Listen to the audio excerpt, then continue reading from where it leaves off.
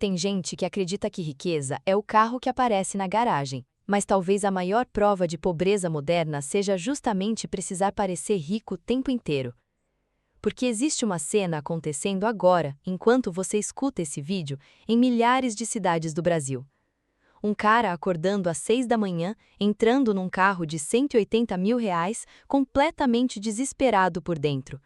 O banco chama aquilo de financiamento, mas na prática é um aluguel de status com juros compostos.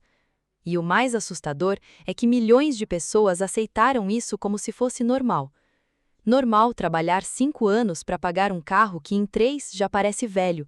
Normal perder metade do patrimônio só para ouvir um "Nossa, carrão, hein?". Normal trocar paz por aparência. E o pior, tem gente sacrificando a própria liberdade para impressionar pessoas que nem gostam dela. A verdade é que talvez o sujeito mais rico da sua rua seja justamente aquele que dirige o carro mais simples. E eu sei que isso machuca o ego de muita gente, porque nós fomos treinados desde pequenos para acreditar que carro é sucesso. A propaganda fez um trabalho genial. Ela nunca vendeu transporte, ela vendeu validação emocional. Repara nos comerciais. Nunca mostram alguém indo resolver boleto.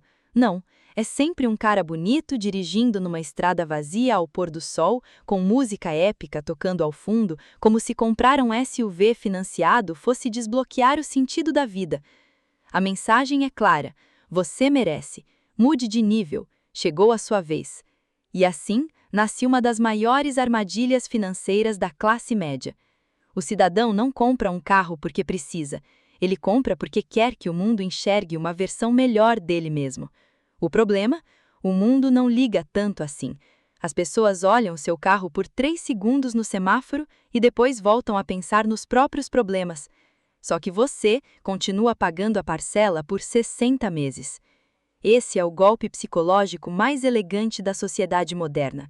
Você entrega anos da sua vida em troca de segundos de aprovação social. E quer saber a parte mais cruel? O carro começa a destruir seu patrimônio no exato segundo em que sai da concessionária. É quase poético. Você entra feliz, assina um contrato gigantesco, tira foto da chave, posta no Instagram, recebe parabéns, sente que venceu, aí os pneus encostam na rua e pronto. Dezenas de milhares de reais evaporam instantaneamente. Você acabou de transformar dinheiro real em fumaça emocional. Tem gente que perde 30 mil reais em desvalorização antes mesmo de chegar em casa. Mas calma, porque a desvalorização é só o trailer do filme de terror financeiro. O roteiro completo inclui juros absurdos, IPVA criminoso, seguro inflado, manutenção cara, gasolina, revisão obrigatória e aquele pequeno detalhe chamado ansiedade permanente.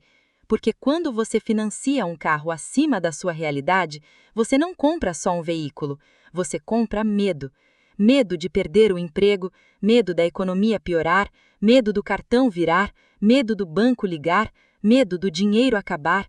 O carro vira uma coleira emocional, bonita, luxuosa, com painel digital e banco de couro, mas ainda assim uma coleira. E sabe o que é mais curioso? Os verdadeiros ricos normalmente não entram nesse jogo. Isso é fascinante.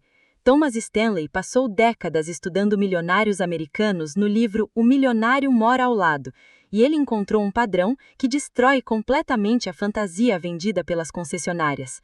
A maioria dos milionários de verdade dirige carros usados, discretos, quitados, sem necessidade de provar nada para ninguém, porque riqueza real não faz barulho. Quem faz barulho é financiamento. O milionário de verdade entende algo que a classe média ainda resiste em aceitar. Patrimônio não é o que você mostra, é o que você preserva. Só que o brasileiro médio caiu numa lógica completamente invertida. Ele acha normal financiar um carro de 150 mil reais sem ter 10 mil reais guardados na conta. Isso é assustador. Tem gente com teto solar, mas sem reserva de emergência. Banco de couro, mas dormindo mal. Multimídia de última geração e ansiedade parcelada em 60 vezes. É o famoso pobre premium. E o sistema ama isso, porque um consumidor endividado é um funcionário obediente. Pensa comigo. O cara que deve um carro caro não pode se rebelar no trabalho. Ele não pode pedir demissão impulsivamente. Não pode arriscar abrir empresa. Não pode tirar um tempo sabático. Não pode respirar, porque existe um boleto gigantesco esperando no dia 10. Percebe como a dívida rouba muito mais do que dinheiro? Ela rouba a autonomia, rouba a coragem, rouba a liberdade psicológica. É por isso que tanta gente parece presa em uma vida que odeia. Elas não trabalham porque querem, elas trabalham porque a prestação venceu. E aí acontece uma das cenas mais trágicas do capitalismo moderno. O cidadão passa anos sacrificando tempo, saúde mental e paz para manter um objeto parado 95% do dia numa vaga de estacionamento. Olha a insanidade disso. Você troca horas da sua existência por um símbolo temporário de status. Henry Thoreau dizia que o preço de qualquer coisa é a quantidade de vida que você entrega por ela. E isso muda tudo, porque o carro deixa de custar dinheiro, ele passa a custar pedaços da sua vida. Final de semana perdido, estresse acumulado, ansiedade silenciosa, relacionamentos desgastados, horas extras, humilhações no trabalho, tudo isso para sustentar uma aparência. Agora compara com outro cara, o sujeito do sedã 2014 quitado. O carro tem arranhão, a multimídia parece um DVD portátil, o retrovisor faz barulho, mas sabe o que ele tem? Paz. O salário cai e o dinheiro continua sendo dele, não do banco, não da financeira, não da concessionária, dele. E isso muda completamente o jeito que alguém vive, porque dinheiro livre compra algo muito mais valioso que status, compra opção. O cara pode mudar de emprego, pode investir, pode recusar abuso, pode aproveitar a oportunidade, pode dormir. E aqui entra uma ideia brutal do Morgan Housel, autor da Psicologia Financeira. Ele diz que riqueza é aquilo que você não vê. Riqueza são os carros que você decidiu não comprar, as parcelas que você recusou, as dívidas que você evitou. A verdadeira riqueza é silenciosa. Ela não acelera no semáforo, ela não aparece no Instagram. Ela aparece quando a crise chega e você continua tranquilo. Só que a sociedade odeia gente tranquila, porque tranquilidade não movimenta consumo. Então criaram um ciclo perfeito.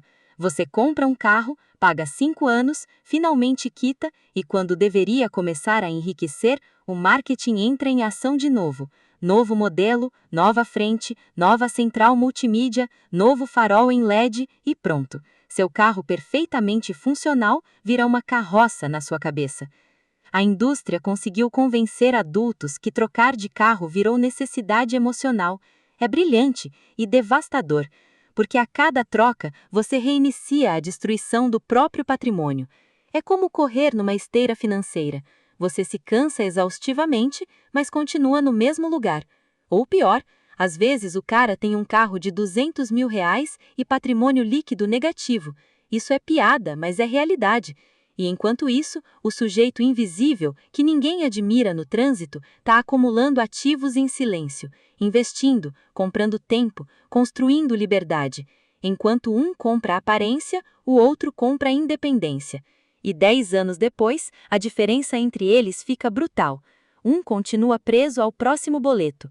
O outro talvez possa parar de trabalhar antes dos 50. É por isso que tanta gente rica parece simples, porque elas entenderam uma coisa que destrói a lógica do consumo. O objetivo do dinheiro não é parecer rico, é não precisar se preocupar o tempo inteiro. Warren Buffett poderia dirigir praticamente qualquer carro do planeta, e ainda assim ficou famoso por usar carros simples durante anos.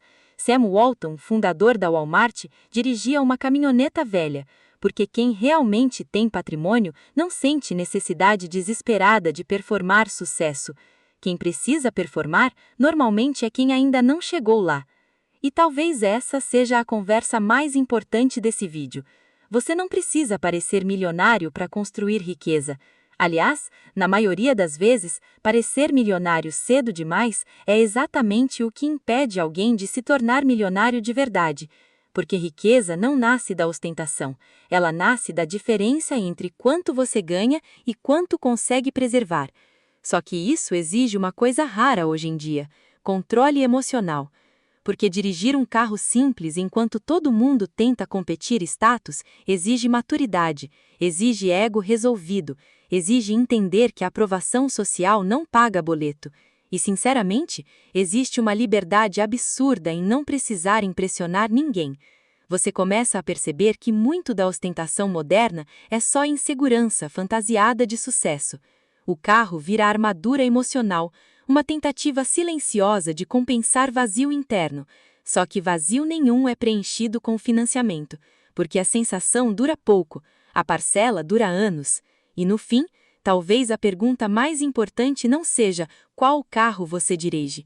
A verdadeira pergunta é: quanto da sua vida esse carro está dirigindo por você? Porque existe uma diferença gigantesca entre possuir um carro e pertencer ao banco que financiou ele. E no dia em que você entender isso, talvez perceba que liberdade financeira não começa quando você compra um carro